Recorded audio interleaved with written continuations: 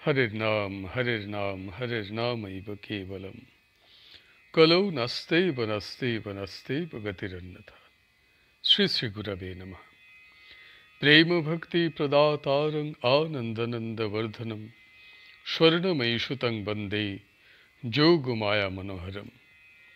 विजय वल्लभां देवीं विजयानंद वर्धिनीं सदानंदमयीं शान्तिं जोगमायां नमाम्यहम्। श्री पुरुषोत्तम लीला ग्रंथ से पाठ।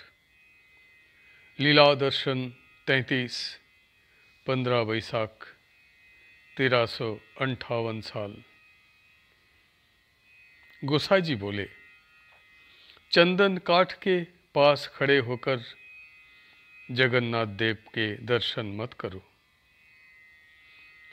उस दिन क्षेत्रपाल लोकनाथ महादेव तुम्हें जिस सीढ़ी पर खड़ा कर गए थे, तुम वहीं से दर्शन करो। तुम उनका आदेश ठीक से समझ न सकी, इसी कारण तुम्हारे शरीर को कष्ट भोगना पड़ा। मैं बोली, मैं कैसे समझ पाती? आपने तो मुझे चंदन काठ के पास खड़े होकर दर्शन करने को कहा था। उसके पश्चात उन वृद्ध ब्राह्मण को जो मुझे सीढ़ी पर खड़ा कर गए थे, मैं तो पहचान न सकी। गोसाई जी बोले, हाँ माँ, तुम जगन्नाथ देव को देखते देखते तन्मय हो गई थी। तब मैंने कहा, आपने मुझे मना क्यों नहीं किया? यह सुनकर गोसाई जी हंसने लगे और बोले, माँ, दूर से ही दर्शन करो, तुम्हें कोई असुविधा नहीं होगी। मैंने गोसाई जी से पूछा, उस दिन आसन पर बैठकर मैंने सुना, सत्य का प्रचार करो, इसका क्या अर्थ है मैं समझ न सकी। तब गोसाई जी बोले, माँ, महर्षियों में बातचीत हो रही थी। उस समय श्रीमन महाप्रभु ने यह बात कही थी, तुम सौभाग्यवती हो जो जागृत अवस्था में ही उनकी वाणी सुन सकी। मैं बोली, यह बातचीत कहाँ पर हो रही थी? गोसाई जी तब बोले, माँ, सत्यलोक में यह बात हो रही थी। मैं फिर पूछी, तो मैं उस बात को यहाँ बैठकर कैसे सुन सकी? तब गोसाई जी बोले, माँ, महात्मा यदि चाहे तो इस स्थूल देह के कारण जो दुरत्व है उसे समाप्त कर सकते हैं। माँ, आज के बाद तुम उनकी सारी कथा वार्ता श्रवण कर सकोगी। उस बातचीत को सुनकर तुम्हारे आगे कई आश्चर्यजनक बातें प्रकट होगी। तुम स्थिर होकर वह सब देखना, वो सुनना। तुम्हारा लक्ष्य किंतु एकमात्र सद्गुरुदत्त नाम जप और उनके आदेश अनुसार चलना ही रहेगा। यह सब उपदेश की चर्चा करना जरूरी है, उससे अनेक तथ्य प्रकट होंगे। पढ़ो और समझने की चेष्टा करो। महाप्रभु एक ही श्लोक के अनेकों अर्थ करते थे। सामान्य मनुष्य क्या इसे कर सकता है? इन सब उपदेशों में शक्ति होने के कारण सब सत्य फूट उठेगा।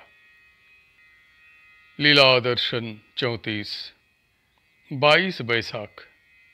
मैंने गोसाई जी से पूछा, उस दिन गंगा माता मठ जाकर मैंने श्री सार्वभौम भट्टाचार्य का निवास स्थान देखा, जहाँ महाप्रभु ने उनसे 7 दिन तक वेदांत पाठ श्रवण किया था। उस स्थान पर जाकर ऐसा लगा मानो यह मेरा परिचित स्थान है और मैं पहले भी यहाँ आ चुकी हूँ। किंतु आश्चर्य तो यह है कि मैं वहाँ पहली बार गई थी। वह कैसा शक्तिपूर्ण स्थान है। वहाँ जाते ही मेरा नाम जप स्वतः तीव्र गति से स्रोत के समान चलने लगा। करीब 2 घंटे बाद मैं स्थिर हो सकी। गोसाई जी तब बोले, हाँ माँ, तुम्हें हठात अपने पूर्व जन्म की स्मृति हो आई। इस स्थान पर महाप्रभु की शक्ति यथावत वर्तमान है। इसी कारण जो कोई भी वहाँ जाकर ठीक तरह से नाम जप करेगा, उसकी गुरु शक्ति जग उठेगी। तुम बहुत सावधान रहना।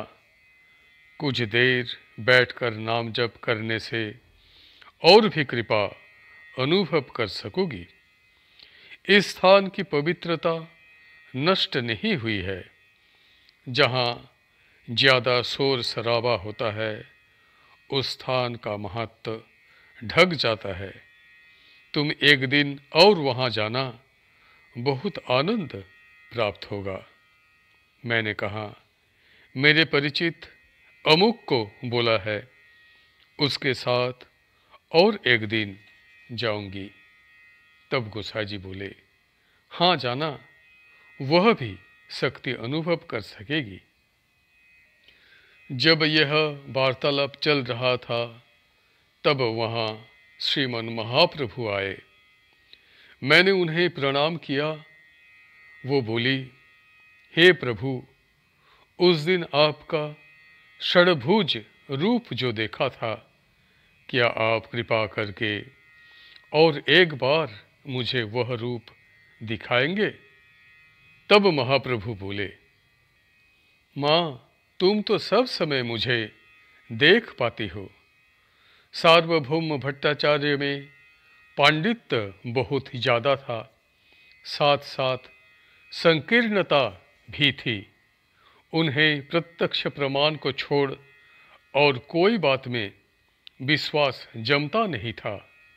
इसी कारण उन्हें मैंने षड्भुज रूप से दर्शन देकर कृपा की थी। तुम्हारी इच्छा होने से तुम देख सकोगी, किंतु सावधान, बाहर किसी से कुछ न कहना। तुम सदा नाम पकड़कर रहना, विजातीय संग से बचकर रहना, परंतु अकेले भी नहीं जाना। मैंने अपनी एक और जन के लिए पूछा, क्या वह भी जा सकती है? महाप्रभु तब बोले, हाँ, जाने से उसका भी उपकार होगा। वह शक्ति अनुभव कर सकेगी, दर्शन भी प्राप्त होंगे। उचित समय आने पर उसे सब कुछ लाभ होगा, परंतु धैर्य धारण करते रहने को कहना। मैंने पूछा, श्रीमद् भागवत में राधा जी के नाम का कहीं उल्लेख क्यों नहीं है? तब महाप्रभु बोले, यह तो तुम्हें ज्ञात है कि श्री नारद जी ने व्यास देव को श्रीमद् भागवत रचना करने को कहा था। उसी समय उन्होंने व्यास देव को श्री राधा नाम की दीक्षा दी थी। कारण श्री राधा जी की शक्ति के बिना किसी में भी ब्रजलीला वर्णन करने का सामर्थ्य नहीं है। इसीलिए व्यास जी ने श्री राधा को अपनी इष्ट देवी होने के कारण उनका श्रीमद् भागवत में कहीं उल्लेख नहीं किया, सिर्फ प्रधाना गोपी कहकर उल्लेख किया है। माँ, नाम जप करो, धीरे धीरे तुम्हारे सम्मुख सारे ही तत्व प्रकाशित होंगे। आज का पाठ यहीं पर समाप्त होता है। हरि बोल, हरि बोल, हरि बोल। जय गुरुदेव, जय गुरुदेव, जय गुरुदेव।